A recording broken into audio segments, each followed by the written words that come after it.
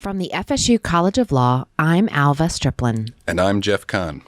The greatest legal minds in Florida and around the country have come from the FSU College of Law, and they're not just arguing cases in a courtroom. From heading up multi-million-dollar companies and state agencies to advising on financial ventures and mergers that are changing the business landscape in Florida, these FSU College alums are taking care of business.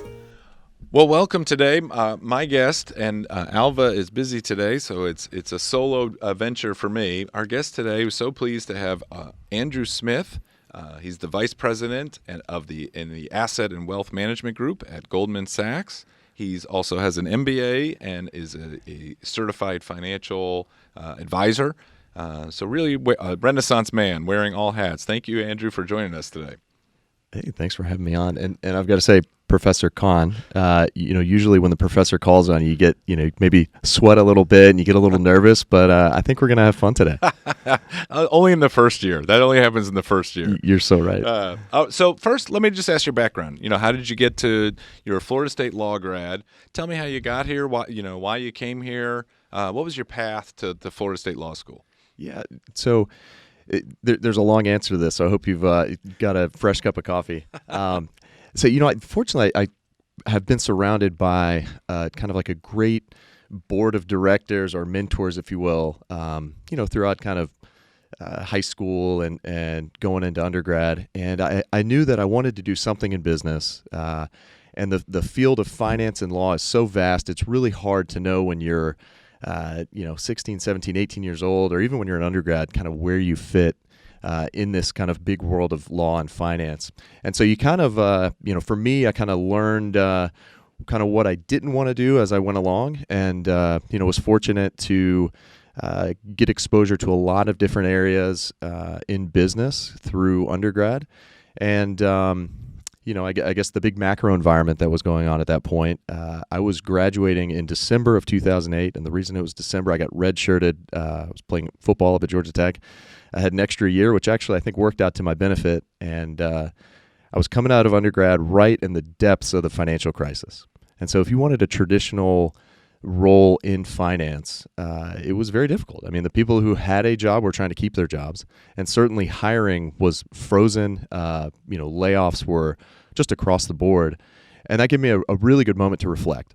I spoke to a lot of different, people, both family, friends, again, leaning really hard in on that board of director of mentors.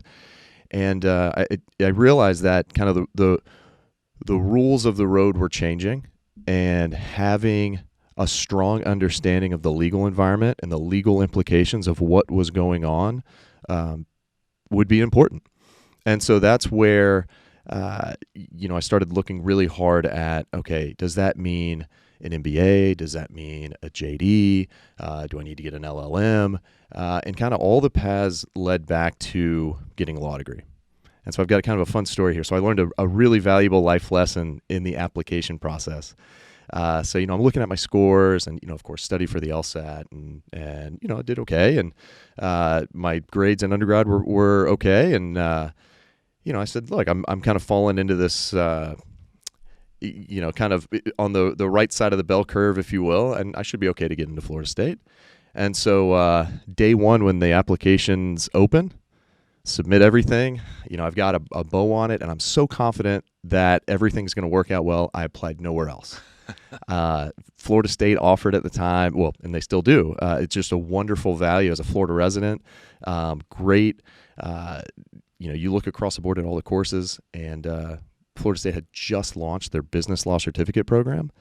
And I was looking at all the different courses, and I'm going, this is perfect. I'm going to be in the capital of Florida. All the decision makers are here.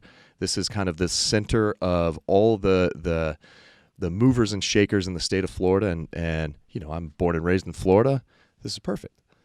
So day one, I might have been the first person putting an application in. And I'm done. I'm like, okay, walk away, and it looks like everything's done correctly. And now you're probably getting an idea of what's going to happen. So a few months go by, and I haven't heard anything. And, looking at the calendar, seeing, okay, I should be getting a decision here. And turns out I had I'd maybe checked a box wrong or entered something incorrectly, and they came back and said, "Well, no, you need to redo this essentially." So at that point, I'm sweating, probably more than I am now, speaking to a professor. And they said, "Look, we're going to have to, our pool essentially for candidates is full. Try again next year." And I don't know what to do. So at that point, I'm looking again across who's even accepting candidates, right, or applicants. So actually, St. Thomas down in Miami was. Fortunately, due to my grades, I got a scholarship down there, and so I said, "All right, I've got to transfer into Florida State now. It's not going to be easy." And so that first year, I don't think I left the library for the entire first 2 semesters, and finished very close to top of the class and was able to transfer back in. And the road to Florida State was a little different than I expected, but the lesson I learned there is follow up. And in business, follow up is almost everything, right? And so that was a good life lesson. And like I said, that coffee I can see is about half gone. So let's continue. So when you came out of college, you were saying that it was a difficult time in terms of the financial market. Did you know at that point you wanted to go into finance? You wanted to do something in the business finance area, and that's why the decision was: should I do the MBA route? Should I do the law route? That was your sense of coming into whatever graduate school you were going to do. Absolutely. Reflecting back to some of my childhood and seeing at my grandfather's house, he used to have CNBC on all the time and seeing the tickers go by, and I had no idea what it meant. I was just fascinated with it. And so I didn't know exactly where I would fit in kind of this big world of finance, but my stepmom is an attorney, and I kind of got to see her in the legal world, and then all these other financial things that excuse me, that I didn't quite know everything about. I just it was fascinated by it. I wanted to be involved in it. And so to answer your question directly, I didn't know exactly where, but I knew a law degree probably could help. And so when you came out of law school, what was your path to your current position? So we've got your path to Florida State. How'd you get to Goldman Sachs? Because that's not always what we think about as the place for a lawyer to land. It's a great question because it's, again, kind of an indirect road there. The traditional legal routes, when you're, applying, you don't look like a normal candidate if you're applying to a firm like a Goldman Sachs necessarily, although we do have a lot of attorneys or former attorneys or JDs, at our firm. So actually from the time that I got to Florida State, obviously you heard the long road to get there. I worked in a law firm, for, essentially 2L, 3L year. And, we were covering a lot of kind of legislative affairs, and a lot of our clients were in, kind of the financial services space. So I got kind of another taste of the policy side for the financial world. And I was introduced to this role within investment management.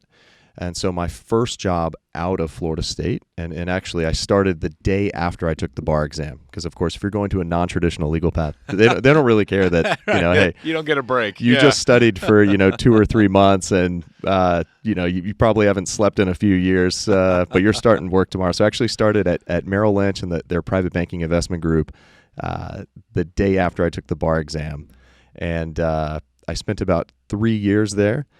And, learned a lot about, the financial planning process, and kind of along that way, realized I wanted to work with, very complicated transactions, and I wanted to work closer to kind of the mergers and acquisitions side of the world, and realized that there are some firms that focus more heavily in those areas. And so the next step from there was to JP Morgan. And I worked at JP Morgan for about 4.5 years, and got to continue kind of building these tools and seeing how different firms approach different situations. And then Goldman Sachs approached me, and I was very excited about the prospects of helping Goldman expand our presence in Florida, particularly in the West and Central Florida markets. And it's been it's been a great path ever since. So, looking back at law school and in the positions that you've been in, what advice do you have to students in terms of the classes, right? What classes helped you in that, again, sort of untraditional legal route to this private wealth, to M&A work, to helping now your clients in the as a wealth management person? What classes, despite being a law school class, right, help with that environment? Yeah, that's a great question, and I'm sure there's a few students out there that are where I was, where I wasn't quite sure, and my advice would be to explore and really dive into. There's a great collection of business law classes here, and that's everything from your taxation classes are important, your corporations, some of the IP related classes, there's certainly secured transactions, all of those things, because the investment world's really this intersection of all of these disciplines. And in order to make a suitable recommendation or understand the investment implications of something, there's bankruptcy law that comes up. There's of course, like all the creditor protections and trust and estate planning. I mean, there's so many different things that come into a situation depending on, is this an S corp, a C corp, an LLC? Is it an individual? Are there beneficiaries? And so to those students, I would say explore. Try to take as many as you can. I think to graduate you need 88 credits. I think I was somewhere in the 90s. I just kept the business certificate needs 91, so that may also be why too. Yeah, there it is. I knew there was a reason for that. Yeah, it's not bad planning. You were doing the right thing. Yeah. Well, Andrew, let me turn the table on you somewhat. What courses should we add? And it doesn't, or course. What course is the law school? Your sense of the world and what's changed, or what the modern JD student needs, whether they're going to go the traditional route or not. What courses are not maybe perhaps on the curriculum that should be? Yeah. So again, this is just from Andrew's perspective. Yeah. But I think this could probably be a partnership opportunity with maybe the business school. I think some of those management classes could actually be helpful. I think what I have found is there are a lot of great legal minds out there, but being able to run your law firm, whether you stay in law, or understanding, kind of how you marry the business world and the legal world together. Typically in the business world, we're trying to be as efficient as possible, and oftentimes in the legal world, it's they're very complicated. You take your time. And, the business world moves really quickly. And so, just being able to manage a firm, organizational behavior, I think those types of things would probably be helpful. But, outside of that, I remember I loved the curriculum. And I loved actually when you got to sign up for classes. I would wake up early and I remember just being excited about, trying to find all these different classes that I wanted to take. I'd take all of them if I could.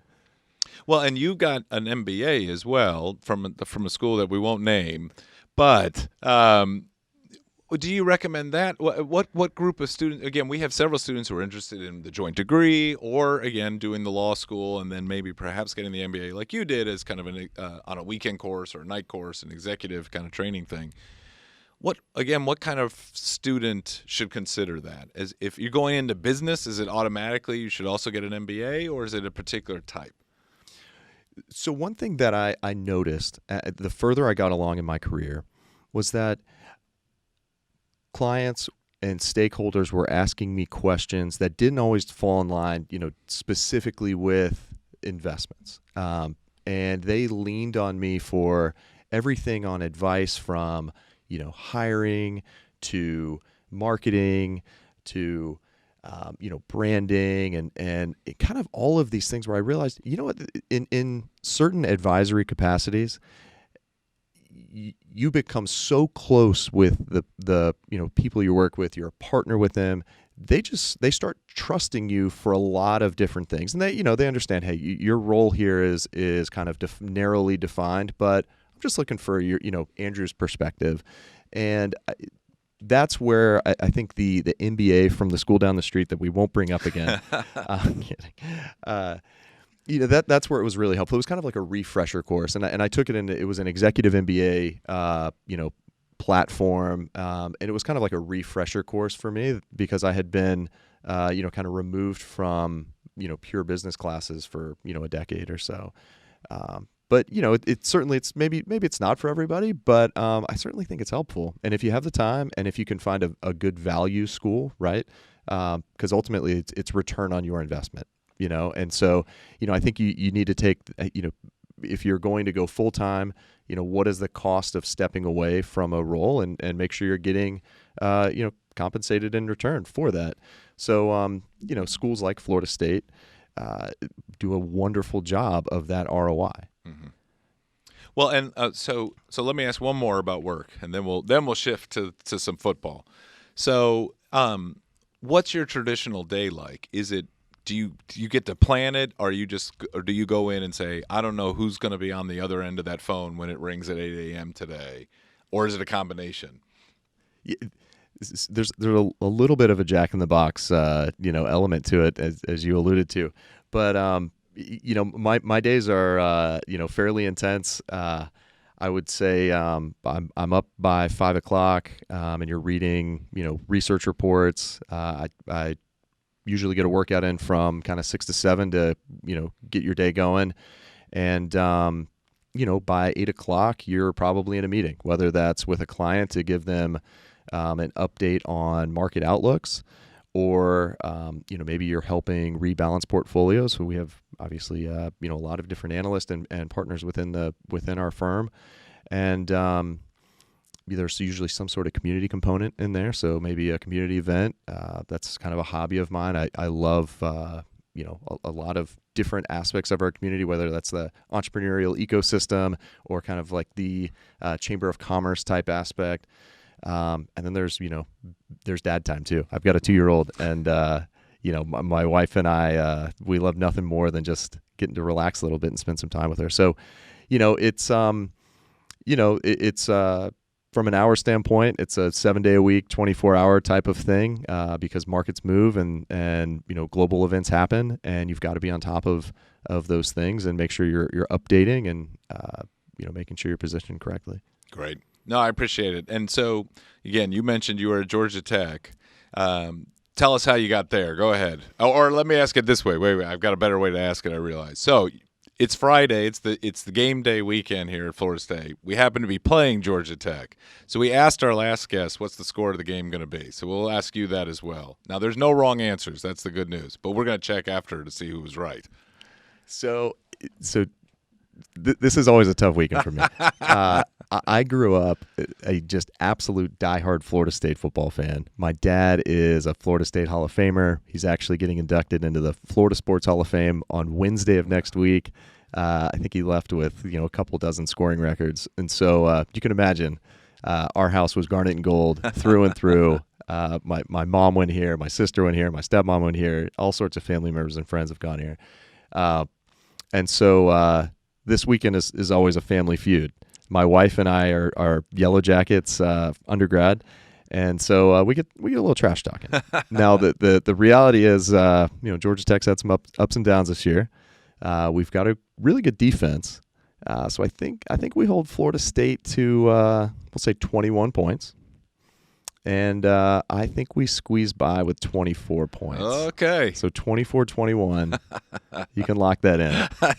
Very good. Like I said, we'll check on Sunday. There we go. Our last guest said 42-14, and they were a double FSU grad, so you can guess which way they went. I have an idea. All right, so the last part is Alva is always very good at this, so I apologize that I'm not as good in trying to replace her, but she does very well with this sort of rapid questions, and it's just meant to off the top of your head.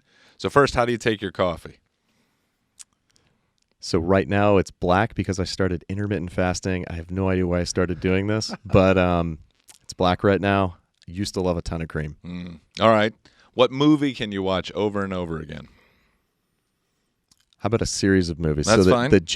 All of the James Bonds. Oh, that's a good choice. My wife and I watched all of them, 1 through 25 during COVID, and we look back on that was a really fun time. All right, and the last question: you're here in Tallahassee for the weekend, right? You've obviously got experience here, 2 years at least. You know the area well. What's your gotta go to when I'm coming to game day weekend here in Tallahassee? So we usually stop by Governor's Club.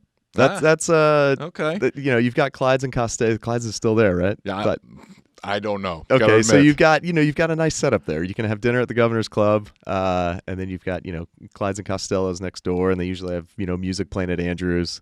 So I think that whole strip that's a good area to hang out in. That's great. Andrew, it's been a pleasure. Really enjoyed talking to you. Thank you for joining us, and we'll see if you're right. Hopefully you're wrong, but nobody's wrong this weekend, so appreciate it. Very nice to meet you. I had an absolute blast. Thanks for having me. Thank you.